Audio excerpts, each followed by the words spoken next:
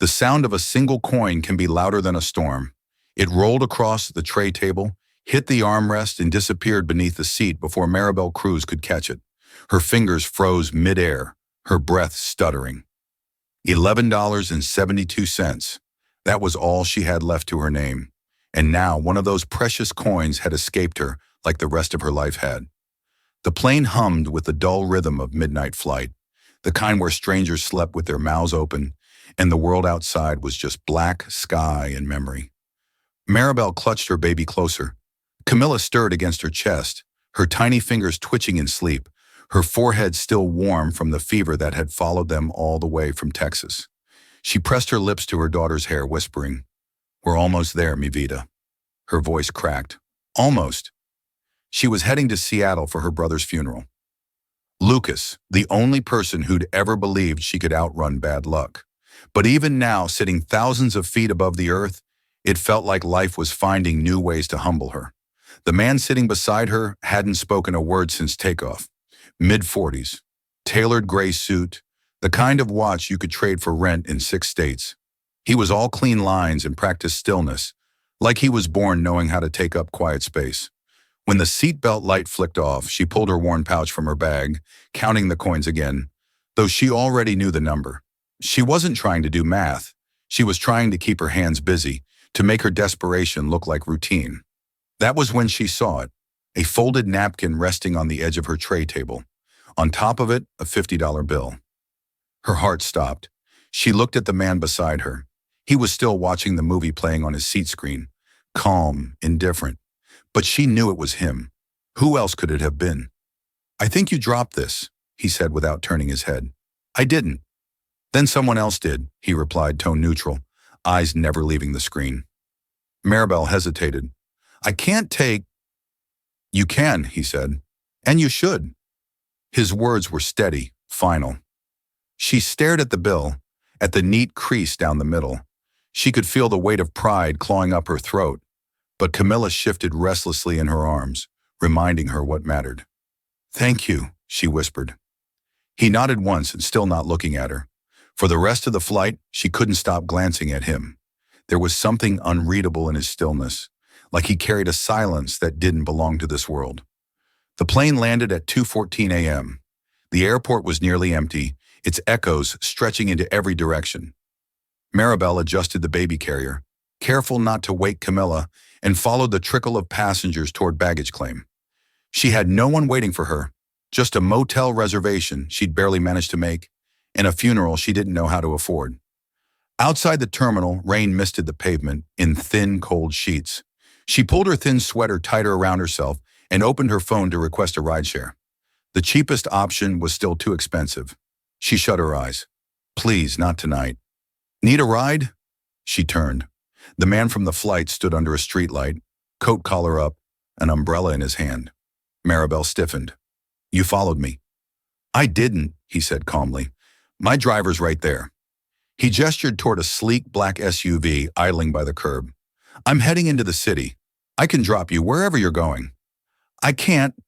Seattle's not safe this late," he said, "especially with a baby." His tone wasn't commanding, but there was something firm beneath it, practical, unflinching. She hesitated, staring at the car, at her reflection in the rain-soaked asphalt. Pride whispered no. Fear whispered yes. "Fine," she said softly. "Just to the motel." He opened the car door for her. "That's enough." The drive was quiet. The city rolled past in streaks of light and water.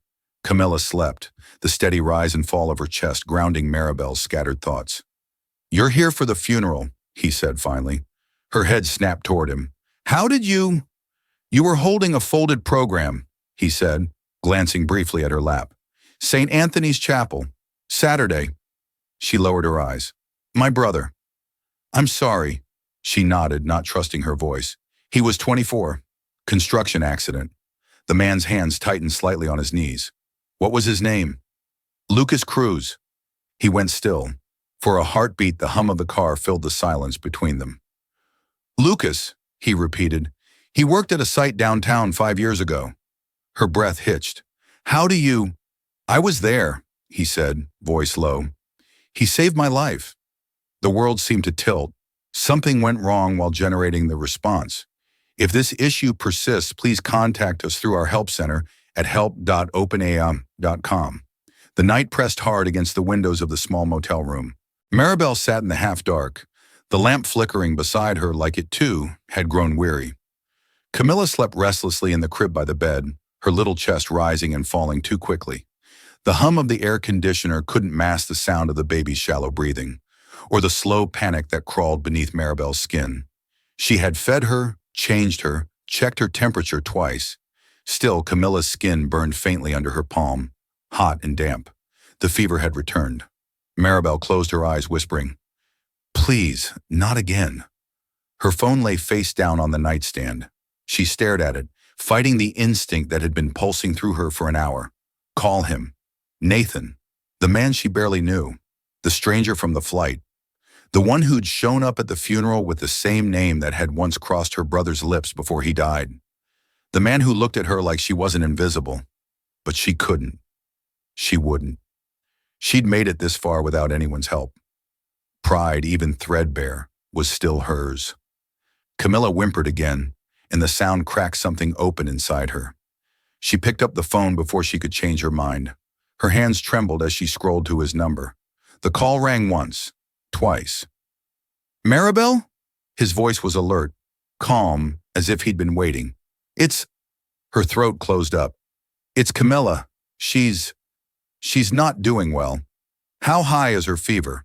102. I gave her medicine, but she's still burning." "I'm on my way," he said without hesitation. "You don't have to." "I want to," he said. "Just hold on. Keep her cool.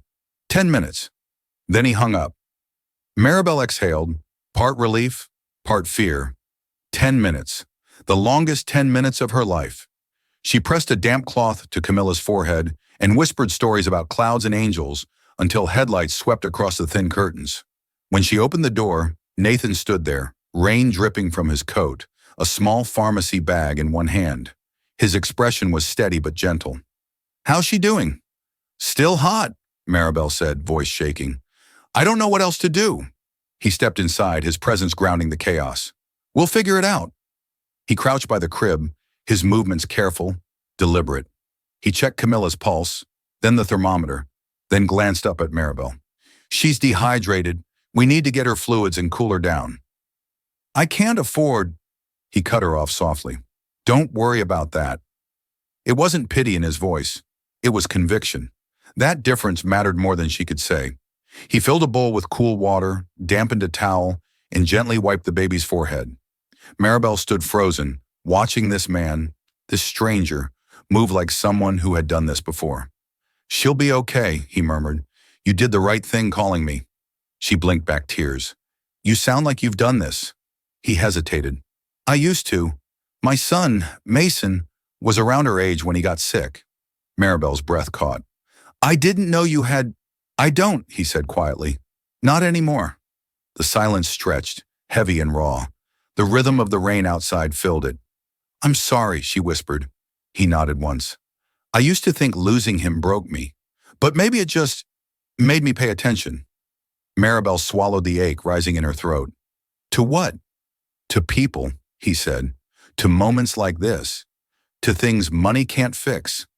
She looked at him then, really looked at him, not as the man in the expensive coat or the businessman from the flight, but as someone haunted by the same kind of loss that followed her everywhere.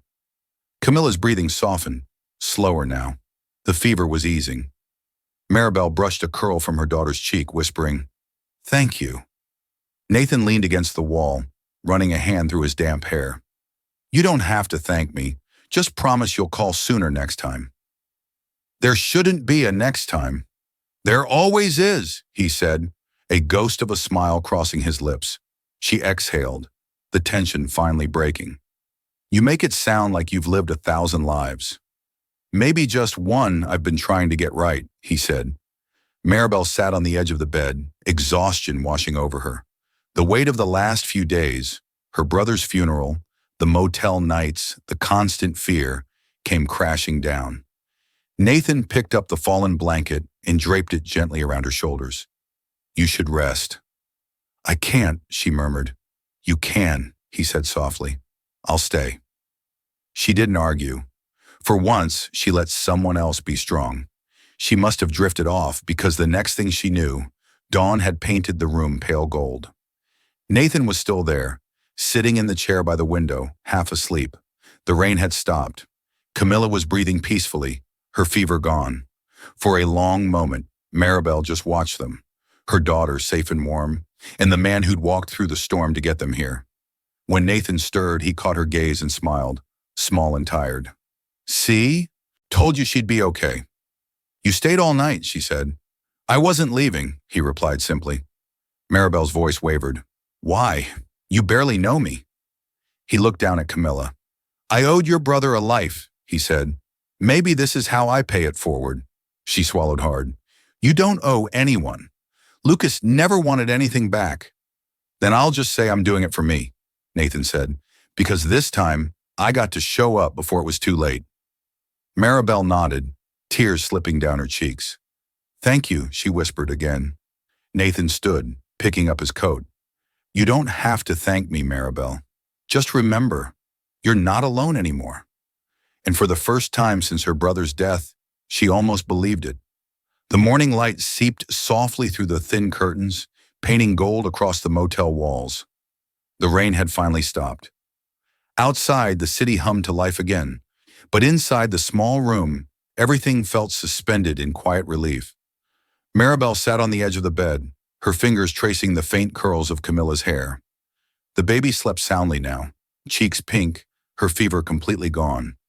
The doctor at the emergency clinic had confirmed it earlier that morning. Just a viral scare, nothing serious.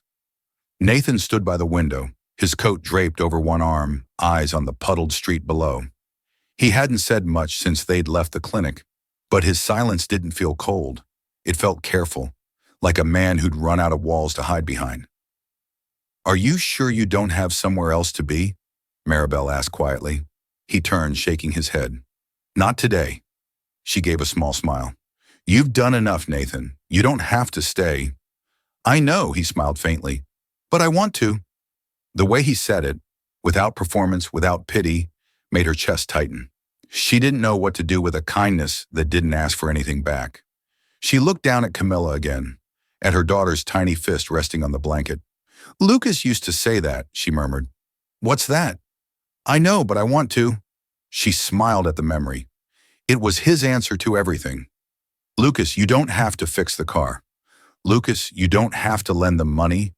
He'd say, I know, but I want to. And he'd do it anyway. Nathan's voice softened. He was like that on the construction site, too. Always the first one to volunteer, the last one to leave. Maribel's gaze lifted, surprise flickering in her eyes. He never told me that. He probably didn't think it mattered, Nathan said. That's the kind of person he was. He didn't keep score. The room went quiet again. Maribel swallowed the lump rising in her throat. I wish I could have told him goodbye. Nathan took a slow breath. He knew how much you loved him. People like your brother. They just know. Maribel wanted to believe that. She wanted to believe a lot of things. After a moment, Nathan walked to the small table by the door and picked up a folded envelope. Here, he said, setting it beside her. It's the money from last night, the medicine, the cab, everything. You shouldn't have to worry about it. She shook her head. You've already done too much. Maribel, his tone was firm but kind. Let me do this. Her fingers hovered over the envelope, hesitation thick between them. Finally, she whispered, I don't want to feel like a debt you're paying. Nathan crouched beside her so they were eye to eye. You're not, he said softly. This isn't debt. It's gratitude. For what? For reminding me what it means to care about something real. The words landed like a heartbeat, slow and certain. Maribel couldn't look away. For years, she'd believed kindness came with fine print, that every good deed had a price. But in that moment, she saw no transaction in his eyes. Only sincerity, only recognition. She exhaled. You talk like a man who's lived two lives. Nathan gave a small, self-aware laugh. Maybe I have. There was the one before Lucas pulled me out from under a falling beam, and the one after. She looked at him, startled. He really saved you. He did. Nathan leaned back slightly, his gaze distant. It happened fast. 1 second I was inspecting the site, the next the scaffolding gave way. I remember the sound of it more than anything. He didn't even think, just shoved me out of the way. Maribel's throat tightened. And he never told me? He didn't want to make it a story, Nathan said. He just called it a lucky day. That sounds like him. She laughed weakly, blinking through tears. Always acting like miracles were normal. Nathan smiled, though it didn't quite reach his eyes. I spent years trying to figure out how to thank him. I wrote checks to his company, sent anonymous bonuses. He sent every one of them back, said I was already doing fine, just to do some good with my life. Maribel stared at the floor, voice barely above a whisper. And are you? I'm trying, he said, but sometimes doing good feels like patching holes in a ship that's already sinking. She looked up. Maybe that's the point. He frowned slightly. What do you mean? Lucas used to say the world's full of people trying to save the whole ocean, but the smart ones just save the cup of water in front of them. Nathan stared at her for a long time, something soft flickering behind his composure. That sounds like advice worth listening to. He gave it to everyone else, she said. Never to himself. They sat in silence for a while, the hum of the air conditioner filling the room. Camilla stirred, let out a sleepy sigh, and then fell back into peaceful breathing. Nathan stood slowly. You need rest. I'll get out of your way. She rose with him. I don't know how to thank you. You don't have to, he said, slipping on his coat. Just promise me something. What? When you get the chance, when things are better, do for someone else what your brother did for me. Don't let the kindness stop here. Maribel nodded, her voice trembling. I can do that. He smiled, the corners of his eyes creasing. Then we're even. He moved toward the door, but she stopped him. Nathan, he turned. She hesitated, then said, You said you had 2 lives. Maybe this one, the one after Lucas. That's the one that counts. For a moment his expression faltered, something unguarded flashing across it. Then he nodded. Maybe it is. When the door closed behind him, the silence felt different, not empty, just waiting. Maribel looked down at her daughter, who had somehow found the strength to sleep through storms, fever, and fear. She touched her hand and whispered, We'll be okay, mija. I think someone out there still believes that too. The sun climbed higher, lighting the small room in gold. And for the first time in a long time, Maribel let herself believe it too. The days that followed passed in quiet shifts, morning sunlight, stroller wheels squeaking over wet pavement, and the muffled hum of buses rushing past. Seattle no longer felt like a place she'd drifted to by accident. For the first time since Lucas's death, Maribel began to imagine that life might stretch forward instead of closing in. Nathan hadn't called since that morning at the motel, but she thought of him often. She told herself it was gratitude, not longing. The truth was messier. He'd walked into her life like a storm and left behind calm instead of wreckage. Maribel found small work cleaning rooms at a nearby inn. Ironic, she thought, but steady. Each evening when she returned to their motel, she'd cradle Camilla and whisper promises she wasn't sure how to keep. One day, mi amor, she'd say, we'll have a place with windows big enough to see the sky. On the 4th night, as she folded the day's laundry, there was a knock at the door. She opened it to find Nathan standing there, a paper bag in hand.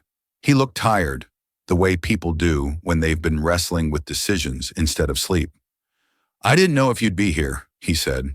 I don't exactly have anywhere else, she replied softly. Come in.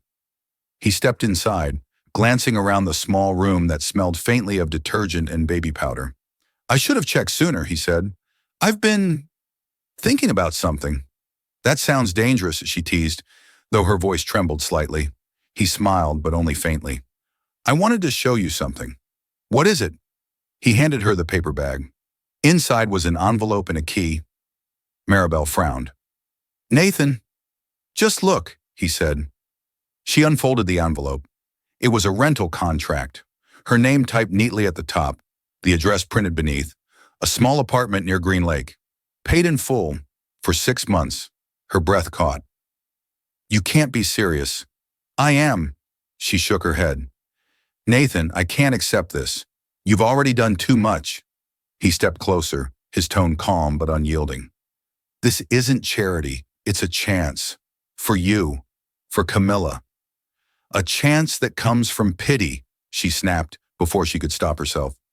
You feel guilty because of Lucas, because of your past. But I don't want to be part of your redemption story. His expression didn't change, though his voice dropped low. You think this is guilt? I don't know what else it could be. It's gratitude, or he said, and maybe a little hope.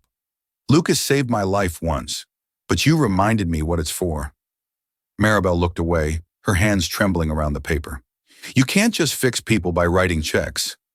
I'm not trying to fix you, he said. I'm trying to give you space to breathe. Her throat tightened. And what happens when 6 months end? When I can't afford the next? Then we'll figure it out, he said simply. We? He met her gaze, steady and sincere. You're not alone in this anymore, Maribel. Whether you want to believe that or not. The words hit something deep.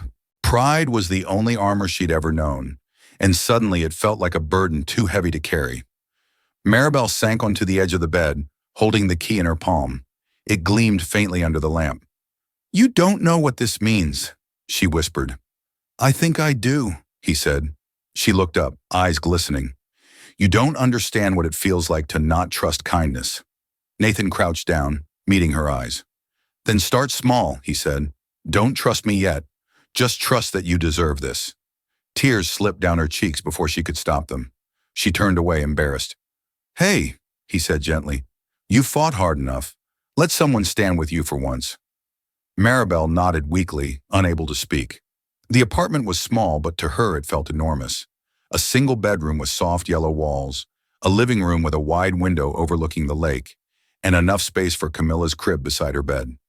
The first time she unlocked the door, she half expected someone to stop her, to say there had been a mistake, but no one did. Nathan was there, carrying a box of baby clothes. He set it down and looked around. It's not much, but it's yours. Maribel walked slowly through the space, fingers brushing against the smooth counter, the empty shelves. It feels too good, she murmured. It feels earned, he corrected.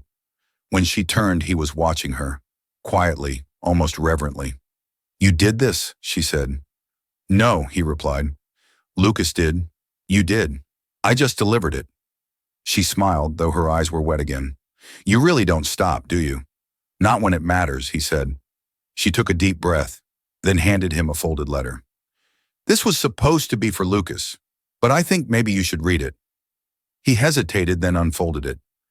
Dear Lucas, I don't know how to keep going without you. The world feels too heavy, and I'm too small. But someone helped me today. Someone you once helped. Maybe that's how you're still here, through the people you touched. If that's true, then I'll keep trying too. Nathan folded the letter carefully, his eyes glassy. He'd be proud of you. She smiled faintly. He'd probably say you're finally using your money for something that matters. Nathan laughed softly. He already did. They stood there in silence for a moment, the late afternoon light spilling through the window, painting them both in warmth. Maribel looked around one last time, her heart swelling with something she hadn't felt in years. Peace. This is more than a place, she said. It's proof I still have a future. Nathan's voice softened. Then that's all I ever wanted to give. And for the first time since her brother's funeral, Maribel believed him. The sun filtered softly through the apartment blinds, throwing golden stripes across the floor. It had been 2 weeks since Maribel and Camilla moved in, and the place still smelled faintly of new paint and quiet beginnings. Every morning she woke to the hush of the lake outside and the rhythmic breath of her daughter beside her. The peace felt fragile, like a dream that could disappear if she reached for it too hard. She'd gotten a part-time job at a nearby bakery, and though the pay barely covered groceries, it felt good to be useful again. Flour dusted her hands at the end of each shift, and sometimes she'd laugh, thinking Lucas would have teased her about coming home smelling like bread instead of coffee for once. Nathan visited once or twice a week, always the same way, unannounced, carrying something practical, a pack of diapers, a few groceries, a box of donated baby clothes. But he never stayed long, never lingered too close. There was a quiet understanding between them, a respect for the fragile balance they'd built. Until one evening, when he came by carrying something different. "This came through faster than I expected," he said, holding up a small folder. "You might want to sit." She frowned but obeyed, sitting at the edge of the couch. "What is it?" He set the folder in her lap. "Paperwork for something I've been working on." Maribel glanced at the first page. Her breath hitched. The Camilla Project.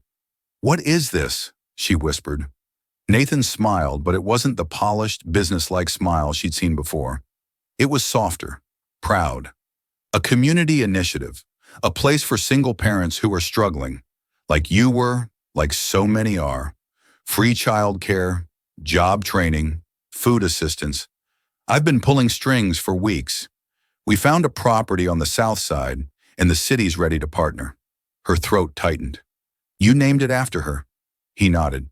"Because she's why you kept going, and because I wanted her to grow up knowing her name stands for hope, not hardship." Tears welled in her eyes before she could stop them. "Nathan, this is too much." "It's not enough," he said quietly. Maribel shook her head, voice trembling. "You don't understand what this feels like. No one's ever done something like this for me, for us." He took a slow breath, searching her face. "That's the point, isn't it? To make sure you're not the last person who has to feel that way." Her hand brushed over the folder again, tracing the embossed title. The Camilla Project. The words looked too official, too real to belong to someone like her. "I don't know what to say," she murmured. "Say yes," he replied simply. "Yes to what?" "I want you to run it." Maribel froze. "What?" "I'm serious," he said. "You've lived it. You know what people need better than anyone I could hire." "Nathan, I can't. I don't have experience or a degree or—" He cut her off gently. "You have empathy, you have strength, and you have a reason." Her mind reeled. "This isn't me. I don't belong in something this big." He smiled faintly. "Neither did I once. But Lucas told me something the day he saved me, that people who wait until they're ready never change anything." Hearing her brother's name from his lips still felt like being struck in the heart. Maribel blinked hard, her voice barely a whisper. "You remember that?" "I remember everything," Nathan said. "The sound of the beam falling, his voice, the way he laughed after pulling me out. He told me to do something good with the time I didn't lose. I didn't understand it back then. But now," he gestured around her small apartment, "now I think I do." Maribel turned away, wiping at her cheeks. "I'm not him." "No," Nathan said softly. "You're better.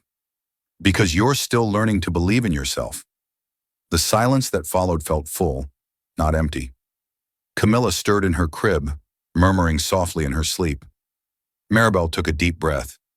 "You really think I can do this?" "I know you can," Nathan said. "You already have. You built a life out of ashes, Maribel. All I'm asking is that you help others do the same." She stared down at the folder again. The papers blurred through her tears. Somewhere beneath all the disbelief and fear, something in her began to shift. A spark, small but alive. She looked up and met his gaze. "If I say yes, it's not because I owe you." "Good," he said, smiling. "Because I don't want you to owe me. I want you to own it." Her laughter came out through a sob. "You always know what to say." "Not always," he admitted, "but I'm learning." A week later, she stood outside the old community building Nathan had bought, keys in her trembling hand. The sign above the entrance was still temporary, the paint barely dry, but it caught the afternoon light just right. The Camilla Project. Maribel pushed open the door. The air inside smelled of new wood and fresh paint, of possibility. Nathan followed her in, hands in his pockets. "It's yours now," he said quietly. She turned, tears brimming again. "No, Nathan, it's ours." He smiled, but there was something unreadable in his eyes, something that looked a lot like peace. "Then let's make it count," he said. She nodded, looking around the empty room. "We will." And for the first time, she believed it. She believed in something bigger than survival, bigger than fear. She believed that Lucas had been right all along. You don't wait until you're ready to change the world. You just start. The first month at the Camilla project felt like learning to breathe again. Maribel arrived each morning before sunrise, unlocking the front doors and letting the soft glow of dawn spill through the windows. What had once been an abandoned community center was now filled with color and purpose. Shelves stocked with baby formula, boxes of donated clothes, and laughter echoing through freshly painted halls. Families came in waves, young mothers clutching toddlers, fathers embarrassed to ask for help, grandparents raising grandchildren on dwindling pensions. Each story was heavy in its own way, but somehow together they all found a rhythm. Maribel didn't just manage the place, she lived it. She learned every name, remembered every birthday, every allergy, every fear. At night she'd fall asleep exhausted but content, Camilla tucked against her chest like a heartbeat that refused to fade. Nathan came often in those early weeks, sometimes to check on progress, sometimes just to drop off supplies. But lately his visits had grown less frequent. When he did come, his eyes looked distant, as if part of him was already somewhere else. One afternoon, while Maribel was organizing a shipment of donated toys, she heard the familiar sound of his voice behind her. "You've turned this place into something incredible." She smiled, glancing over her shoulder. "You say that every time." "It's still true every time," he replied. He stepped inside wearing his usual charcoal coat, though his shoulders seemed heavier today. Maribel noticed. "What's wrong?" Nathan hesitated, his gaze moving to the window. "You ever have a moment when you realize the life you built isn't the one you want anymore?" She tilted her head. "You mean before or after I lost everything?" That made him laugh, a short, genuine sound. "Fair enough. Talk to me," she said, wiping her hands on a rag. He took a breath. "I met with the board this morning. They want me to step back into full-time operations. New contracts overseas, expansion plans, the kind of work that used to thrill me. But doesn't anymore," she guessed.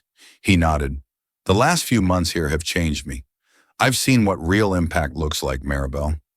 And now the thought of going back to meetings and profits and stock charts, it feels empty." "Then don't go back," she said simply. He looked at her, surprised by the ease of her answer. "It's not that simple." "Sure it is," she said. "Lucas used to say the right thing is usually the hardest one, but it's still the right thing." Nathan smiled faintly. "You always quote him like he's still here." "In a way he is," she said softly. "Every time someone walks through that door, he's here. Every time I stop running long enough to help someone else, he's here." The silence that followed was gentle, heavy with understanding. Nathan nodded slowly. "You know, he told me something once before the accident." Maribel's heart caught. "What?" "He said, if you can save a person, save them twice, once from their circumstance and once from themselves." Nathan's voice dropped, thoughtful. "I didn't understand it then, but now I think I do." Maribel felt her throat tighten. "He would have liked what you've done here." "I didn't do it alone," he said. "You've made it what it is." Their eyes met, the air between them thick with something unspoken, admiration, gratitude, maybe something deeper neither dared to name. Before she could respond, a child's laughter burst through the hall, breaking the spell. One of the volunteers peeked in. "Maribel, the baby food delivery's here." She smiled, grateful for the interruption. "Coming." Nathan stepped back, his tone lighter. "I'll stay out of your way." She turned to leave but paused at the doorway. "You never get in the way, Nathan. You are the way this place exists." He watched her go, her words settling in like warmth. But even as he smiled, part of him knew something she didn't. Change was coming, and soon. By the following week, the rhythm of the center was seamless. Word had spread beyond the city. Reporters had started calling. Donors sent checks. Local businesses offered sponsorships. It was everything they had dreamed, and yet Maribel felt the distance growing. Nathan wasn't coming by anymore. His calls were shorter, his messages delayed. When he finally appeared late one Friday, she met him at the door with both relief and worry. "I was starting to think you'd disappeared," she said. "I almost did," he admitted. "Had to fly to New York for meetings." "How'd that go?" He sighed, running a hand through his hair. "They offered me a new position. Bigger, broader, global outreach. Her heart sank. So, you're leaving? He didn't answer right away. I haven't decided yet, but maybe I should. Why? Because every time I'm here, I think about everything I've done wrong. And every time I'm away, I think about what I'll lose if I come back. Maribel swallowed hard. You won't lose anything. You'll just change what you have. He gave a small, tired smile. You make it sound easy. It's not, she said softly. But sometimes you don't get to keep every chapter. You just make sure the story was worth reading. Nathan laughed quietly. You and Lucas really do sound alike. She smiled, blinking back tears. Then maybe that's your sign. They stood by the door, silence stretching between them like a farewell neither wanted to name. Finally, Nathan said, If I go, will you keep this alive? Maribel looked around the room, the shelves, the laughter, the walls they'd painted together. It already is alive, she said. It's bigger than both of us. He nodded, eyes glistening. You've done more than anyone I've ever known, Maribel. So have you. He reached for her hand, hesitated, then let it drop. I'll let you know what I decide. And then he was gone. Maribel stood by the door long after the sound of his car faded. Camilla babbled softly in her playpen, reaching out a tiny hand toward the window. Maribel knelt beside her and whispered, He'll be back.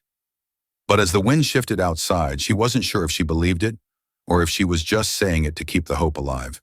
The rain had returned, soft, persistent, the kind that blurred the city skyline into watercolor. Maribel sat alone in the main hall of the Camilla project, a stack of unopened mail in front of her. The building was quiet now, emptied after another long day. The hum of the refrigerator in the back room was the only sound left. She should have gone home hours ago, but she couldn't bring herself to leave. The ache in her chest wouldn't let her. Nathan hadn't come back. It had been 3 weeks since his last visit. He'd promised to call once he made a decision, but no call came. Every time her phone buzzed, she hoped it was him. It never was. The last thing he'd said, If I go, will you keep this alive, echoed through her mind like a riddle she couldn't solve. She rubbed her temples and sighed. You built this place with me, she whispered into the empty air. You don't get to vanish now. Camilla cooed softly from her playpen near the corner. The baby had grown so much, chubby cheeks, curious eyes, a laugh that seemed to fill the whole room. Maribel smiled faintly, brushing a stray curl from her daughter's forehead. You miss him too, huh? She murmured. He used to bring you those stuffed animals. You'd giggle every time. The thought twisted something deep inside her.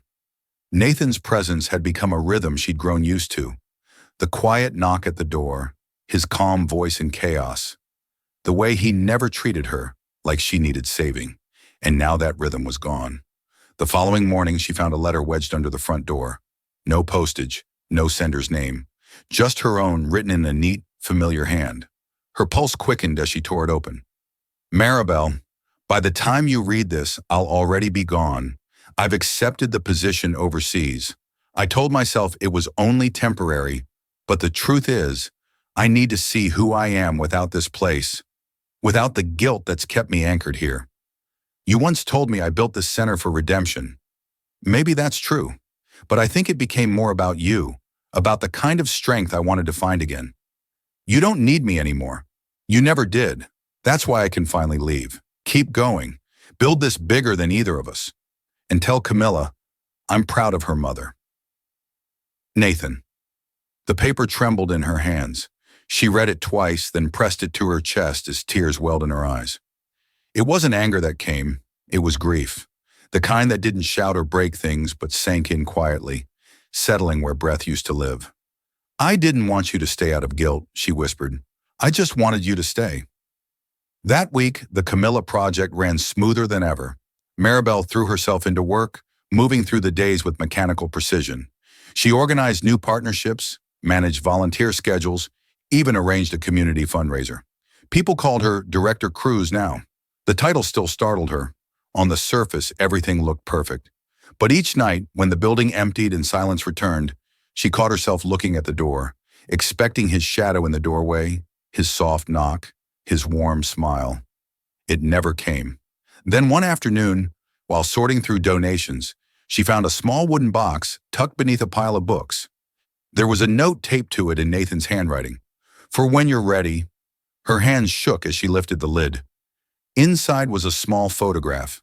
Lucas, laughing in a construction vest, standing next to Nathan, both of them covered in dust and sunlight. Beside it was a folded piece of paper. "He used to talk about you all the time," the note read. "Said you were the strongest person he knew. He told me once, if anything ever happens to me, don't let her try to survive it alone." Maribel's breath caught. She pressed the photo to her heart, her tears falling freely now.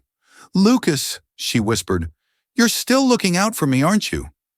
For the first time since Nathan left, she smiled through the ache, because suddenly it didn't feel like he'd abandoned her. It felt like he'd passed her something invisible, a legacy, a continuation of what her brother had started long ago. She looked around the building again, the shelves, the laughter, echoing faintly from earlier, the small mural a volunteer had painted near the door. "Do good, but don't wait for applause," Lucas's favorite quote. Maribel wiped her eyes. "All right," she said softly. "We'll keep going." 2 months later, the Camilla Project hosted its biggest community event yet, a family fair by the lake.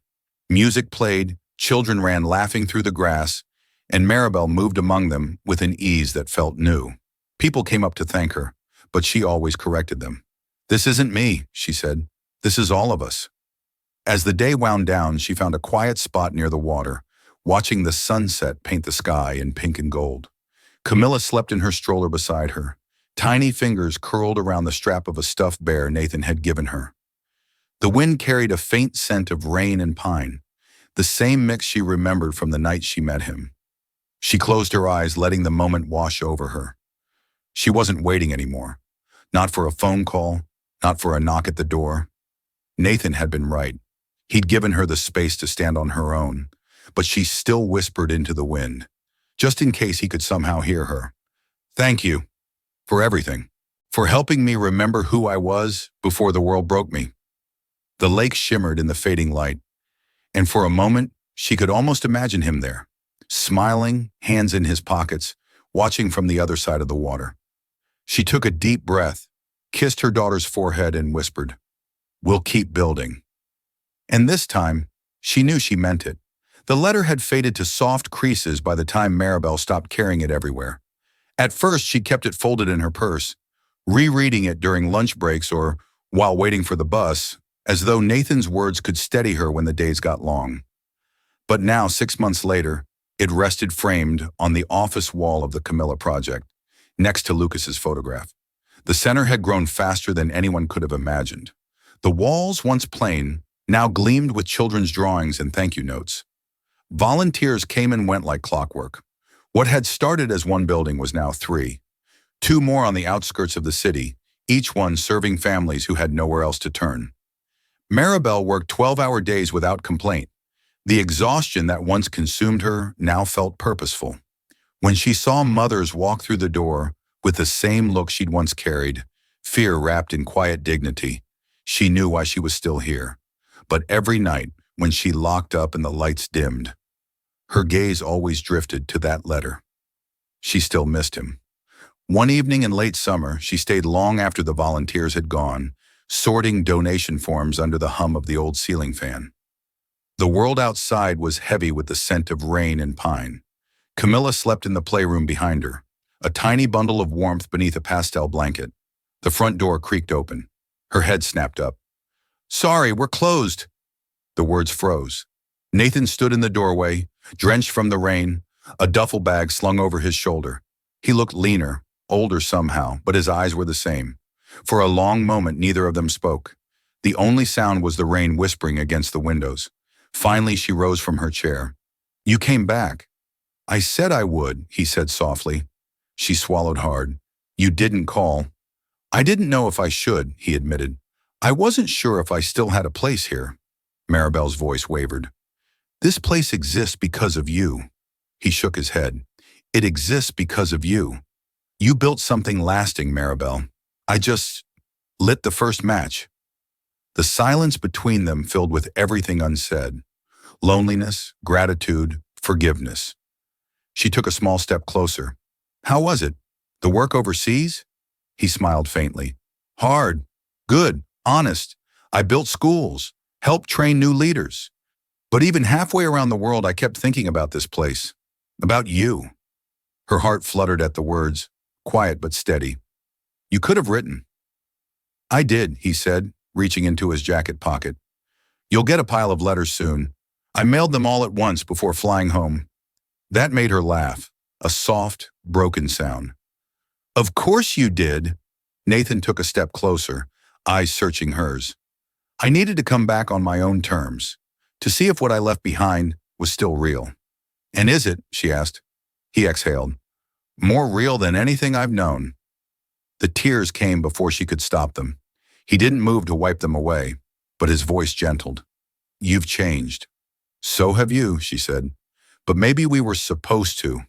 He smiled, the kind of smile that seemed to start in his eyes. Maybe.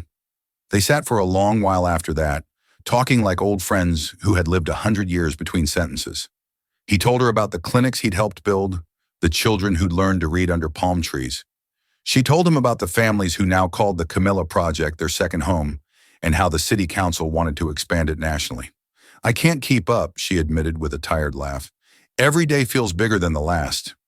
That's how you know it's worth it, Nathan said. Maribel looked down at her hands, still dusted with paperwork ink. I thought I'd feel complete when this place grew, but sometimes I still feel lost, like something's missing. Nathan's voice softened. Maybe it's not something. Maybe it's someone. She met his gaze. And what if that someone already left once? Then maybe he learned his lesson. Her laugh trembled, but she didn't look away. You're terrible at subtlety, you know. He smiled. I was hoping you'd notice. For the first time since her brother's funeral, she didn't feel the ache of loss, only warmth, spreading slowly through the cracks of what she once thought was permanent brokenness. She leaned back, watching him. You know, Lucas would have loved this. The two of us, trying to make sense of the world. Nathan nodded. He's the reason we're both standing here. Every decision I've made since that day comes back to him, and to you. Then maybe he got what he wanted, she said. You found peace. I found purpose. And both of us found each other. Her chest tightened at the quiet truth in his voice. The rain had stopped by the time they walked outside. The night air was cool, threaded with the scent of wet asphalt and cedar. Streetlights glimmered against the puddles, painting the world gold. Camilla stirred in her stroller, blinking up at the sky. Nathan bent down, brushing her tiny hand with his fingers. She's grown so much. She has your patience, Maribel teased. And your stubbornness, he replied, grinning. They stood in silence again, the kind that didn't need to be filled. Maribel looked up at the glowing sign above the door. The Camilla Project. The letters shimmered faintly in the mist, steady and bright. She'll know what this means when she's older, Nathan said quietly. She'll know what you built for her. For us, Maribel corrected. You helped make this possible. He met her gaze, the sincerity in his voice unwavering. Then maybe we build the next chapter together. Maribel felt something shift inside her, gentle and certain. Maybe we already are. He reached for her hand, not hesitantly, not asking permission, but as though it had always belonged there. And when she took it, the night didn't feel heavy anymore. The world, once broken and small, finally felt wide open. The following spring arrived gentler than the last. The city seemed softer somehow. Blooming cherry trees lined the sidewalks. The lake shimmered like glass. And the Camilla Project thrived in full color. Where there had once been empty rooms, now there was life. Children laughing, parents sharing stories over coffee, volunteers folding donated clothes under walls covered in photos and handwritten notes of gratitude. Maribel stood in the main hall one quiet morning, holding a clipboard she didn't really need. It was early, the sun still pale through the high windows, and the soft sound of Camilla's giggles echoed faintly from the playroom. She had built a rhythm here, a life filled not with survival, but with purpose. Every corner of the center carried a story. The new mural on the east wall bore the handprints of every family they had helped, a tapestry of color and resilience. And above the front door, in graceful gold lettering, gleamed the name that had come to mean everything. The Camilla Project. Hope begins here. Nathan had been back for nearly 3 months now. He split his time between Seattle and the Foundation's overseas work. But this center, remained his anchor. Maribel often caught him wandering the halls late in the evening, hands in his pockets, smiling at the noise and chaos they had created together. Sometimes they didn't speak at all. Sometimes silence said enough. That morning he found her in the kitchen, scribbling figures into a notebook. "Are those numbers still trying to fight you?" he asked, leaning against the door frame, coffee cup in hand. Maribel looked up, pretending to glare. "They're winning, actually," he chuckled. "You're doing fine. The board meeting loved your report. Maybe because you spoke half of it." "Half? More like a third." She smiled, setting the pen down. "You've been avoiding the easy compliment again." He raised an eyebrow. "Which one?" "The one where you say, 'Good job, Maribel. You saved the world again today.'" Nathan laughed. "I'll save that one for the gala." She rolled her eyes, but there was affection in it now, a familiarity that came not from dependency, but from shared endurance. Later that afternoon, they took Camilla to the lake across the street. The water sparkled in the sunlight, and a group of kids from the center were flying paper kites nearby. Nathan carried the picnic basket while Maribel held Camilla's hand, their laughter mingling with the wind. For a long time they sat in the grass without words. Camilla toddled through wildflowers, stopping to hand each of them a dandelion. "She's fearless," Nathan said softly. "She doesn't know fear yet," Maribel replied. "She only knows trust." He nodded, his gaze distant. "That's rare. Most people forget how." "Did you?" He smiled faintly. "For a while, yes, until a woman with more courage than sense reminded me what it looked like." Maribel chuckled. "You mean me?" "I mean exactly you." The breeze carried his words like a confession, gentle but sure. She didn't answer right away. Instead, she watched Camilla run across the grass, sunlight catching in her curls. "Sometimes I still can't believe we made it here," she murmured. "Everything that's happened. It feels like someone else's story." "Maybe it's everyone's story," Nathan said. "People fall. They survive. They find light again." She turned to him then, seeing the truth in his expression, the same quiet steadiness that had once saved her in a motel room years ago. "You've changed too," she said softly. "Good," he replied. "It means Lucas would be proud of both of us." Her eyes shimmered. "He'd say you finally learned to slow down." Nathan laughed under his breath. "And he'd say you finally learned to let people in." "Maybe," she admitted, smiling. That evening, back at the center, the two of them stood before the new plaque, just installed in the front hall. It was small but elegant, engraved with simple words. "In memory of Lucas Cruz, whose kindness built bridges that never fell." Maribel ran her fingers over the letters, her heart swelling. "He'd hate the attention," she said. Nathan nodded. "He'd tell us to get back to work." They laughed quietly, standing there for a moment that felt suspended in time. "Thank you," Maribel said finally. "For what?" "For keeping his promise," she said. "For not letting me survive it alone." He looked at her, his voice soft but certain. "You didn't need saving, Maribel. You just needed to remember who you were." She smiled, blinking back tears. "And what about you?" He hesitated, then said, "I needed to remember what love feels like." The air between them shifted, calm, familiar, inevitable. He didn't reach for her, and she didn't step away. Their connection was something larger than romance, something earned through fire and grace. But when she finally did move closer, resting her head against his shoulder, it felt like the simplest truth in the world. Years later, when the Camilla Project expanded to new cities, people would ask how it all began. And Maribel would tell them the same story every time, how she once sat on a plane counting her last coins, terrified of what waited ahead. How a stranger sitting beside her had seen her, not her poverty, not her fear, but her dignity. How that single act of kindness had rippled outward, changing both of their lives in ways neither could have imagined. She would smile then, always, when people asked if the story was real. "Yes," she'd say, every word.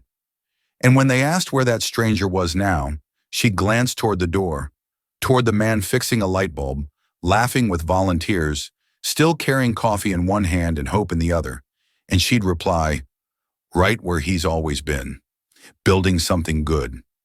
That night, as the last light faded from the sky, Maribel stood in the doorway of the center, Camilla asleep in her arms, Nathan beside her. The golden sign above them glowed softly in the dark.